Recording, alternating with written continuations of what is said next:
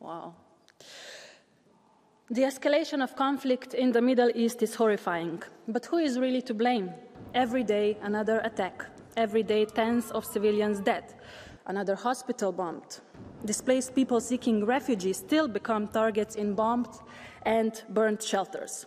Population of Palestine, Gaza. Population of Lebanon. Even UNIFIL peacekeepers have nowhere to hide from bombs, destruction, mayhem. People are being burned to death, blown to pieces, and shot every day in this war. For more than a year, we have been watching the breakdown of humanity, sending Israel weapons and supporting them with our trade deals. Meanwhile, much like a wildfire, the war has been spreading throughout the region.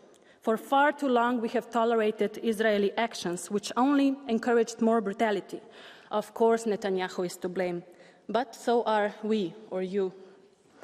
We need to cease support for Israel, cease weapon supply, and cease our trade deals, and only then we will have ceasefire.